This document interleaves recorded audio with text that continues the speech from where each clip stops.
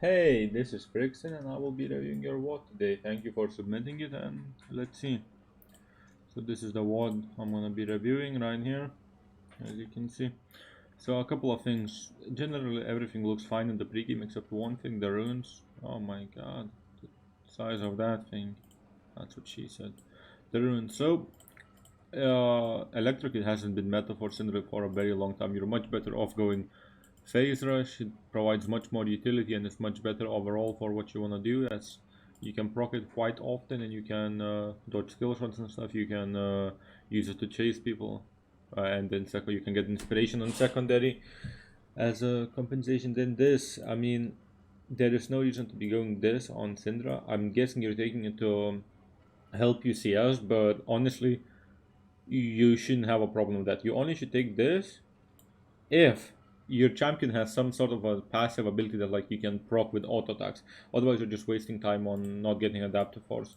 Adaptive force just is better. You should have no problem with chasing without it, right? Without attack speed runes, right? Yeah, so there's that. Now let's get into the actual game. So this is a mistake. Like this, you should never be standing here at the start of the game. You should always be standing right one sec, right here. So why is that? Is because if they invade through here, you're gonna be the first person to see them before they even see you or anything like that, and then you can just exit through here and now your team is alert. If they're invading through here, again you see them before they see you and then you just exit through here, your team is alert. Right now you're just protecting the turret, which is, there is no reason to be doing so, right? So right off the bat you're making a mistake. You're pushing this into a Yasuo. There is no reason to be pushing this into a Yasuo. You should just leave the wave as it is and just zone him, use your auto attacks and stuff onto him. What that does, are you just using the Coach Curtis method of approaching the wave? That is what I suspected, but honestly it's not worth doing that because it's still gonna start pushing into him and then you hit it for no reason there. So you see it's still starting to push into him. Now why don't we want the wave to push into him early on is because, well, simply you don't want the wave to end up here because, well, he CSs well under a turret. He wants to get post to first 6 levels through first 6 levels with the least violence as possible, as then you as you beat him every time pre-6 and post-6 he actually has a chance of surviving, so you're better off zoning him and using your range and just keeping the wave there, because as well, like if you push up here or even here, getting ganked is much easier, right, than it would be otherwise. So another thing I'm seeing with you is that like you basically never punish him. I saw him like so many times walk up to CS and you didn't auto attack him once. Maybe you auto attack him once, but like you didn't auto attack him enough and at all, which is also a problem. You need to be ready to auto attack him every time he goes for a CS. That should be the standard and that's what you should aim for.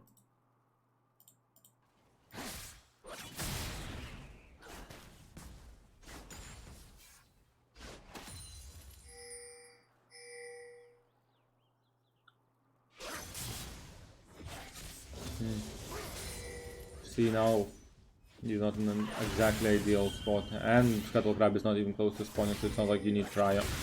Now moving on from that, I think this is the next.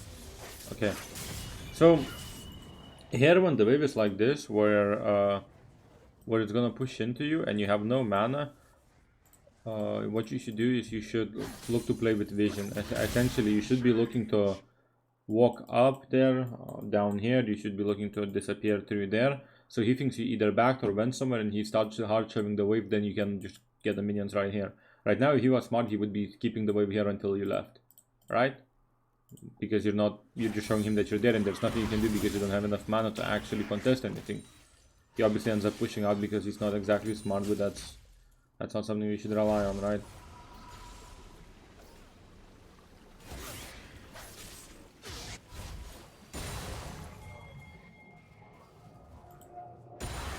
So you come back here, you're pushing, that's fine, you're getting Cryo for the Scuttle / Herald, it's okay. Okay, now you're moving, that's good, you're the first one to get a move. You didn't need to flash there. Don't ever do this where you flash prematurely. Keep your flash to like bait out him going in on you and stuff, because It's so not worth using your flash that early ever, honestly, like, it's just not. I know you're trying to reposition, but like, there's no way he gets anything on you, and if he does, you can just use your flash then, right? You're playing way too conservative in these fights. You should be a bit more aggro, a bit more straightforward, to be honest, when you're in a 3v2 and stuff. Okay, so now you go. You should just push this hand back. So this is a mistake. Never do this. You had enough for tier 2 boost, you should have just backed. Right now, why it's important to back is because you need to back as soon as possible, cash out your gold, and get out on the map as fast as possible to keep pushing your lead and to keep harassing the wave, to keep controlling the wave and keep harassing Yasuo out of the lane. Now you're gonna be backing way too late, so now he's gonna have the control of the wave. You don't even end up backing, and you have over 1k gold. That's a mistake. Let's see when you actually end up backing. So you 2k gold and you still haven't backed. Do you end up backing now? Nope. So when do you end up backing?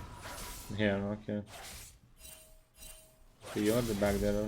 Okay.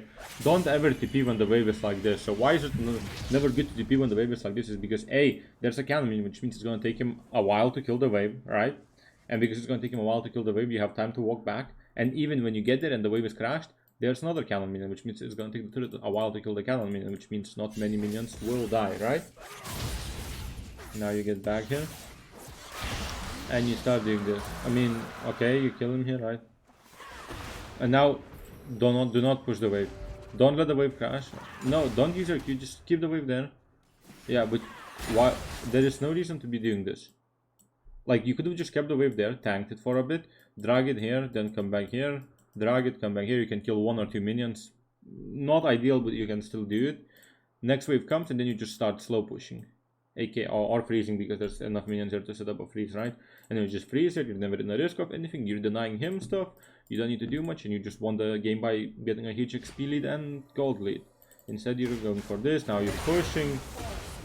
Oh wow, you got a plate. That's great. You didn't gain any XP advantages. And now he can control the wave because, well, you push it up for him, and now it's gonna reset. It's back to square zero essentially, right? So you should be looking to back. You have 1.3k. There's no reason you should be here right now. Since your bot is here, you should never ever share XP with your bot. As soon as your bot comes here, you need to be on bot lane, and you should never be looking to fight when you have 1.3k, because, well, you're gonna lose that fight because you have way too much gold, which means you're not actually as ahead as you truly are, right?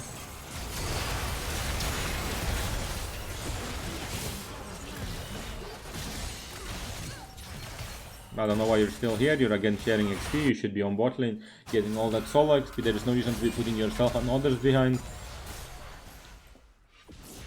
There is no reason to be doing any of this diving stuff. Like, absolutely no reason. So you have over 2k and you haven't backed. Then you end up backing.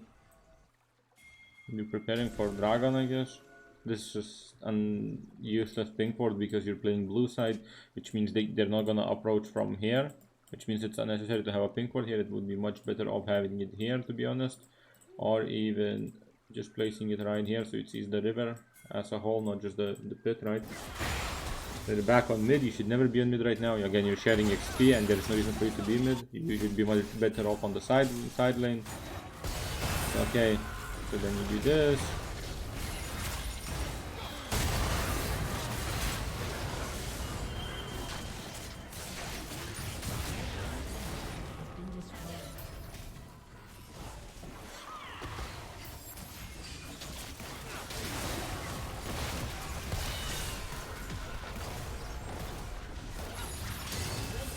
Okay, you kill that.